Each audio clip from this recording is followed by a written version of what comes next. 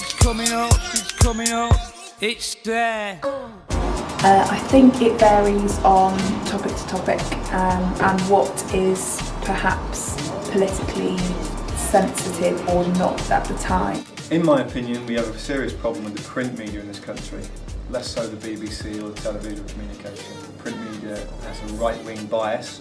I do not, because all companies have their own rules and therefore they keep it to themselves. I think the media can be biased, i.e. like newspaper reporting, in that sometimes something that could be a potentially small thing on media, like spoken about in newspapers, can become a kind of a media campaign and snowball out of campaign. I think it is, yes. Because the people in charge of the newspapers, etc., they just put in stories that will create fear among people, basically. And not very nice. Times and Telegraph, which give out a very pro-Cameron, pro-right-wing, almost class war perspective that serves to champion the interests of perhaps a ruling elite, quite possibly their shareholders, and means that any coverage of politics, which should be democratic and should be in the interest of informing the electorate so they can make an educated choice, is heavily one-sided. The last election proved very much so that you can't simply inform the electorate so they can make a choice by themselves. I'm not sure I'd answer that. Yes. Because it doesn't ask both sides. If you get a scientist in, they'll ask the scientist, but they won't ask someone who doesn't know anything about science that answer the question, will they? So I think in some respects newspaper reporting can be biased, and yes is the short answer. Yes, it can be. Well, I think yes and no.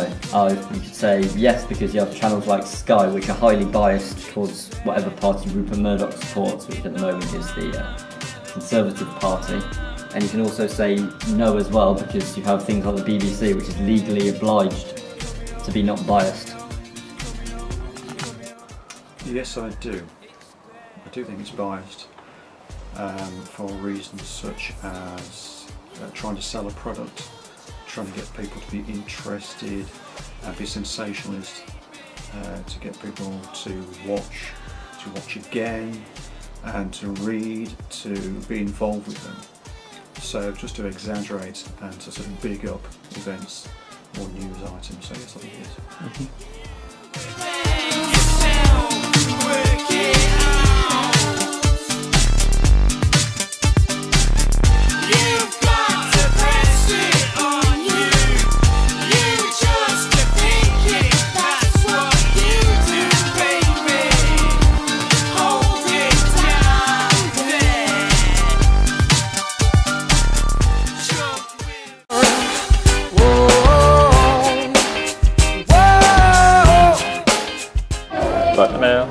Do you believe the media industry is biased, and if so, what?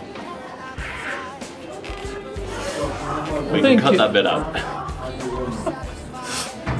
Do you believe the media industry as a whole is biased, and if so, why?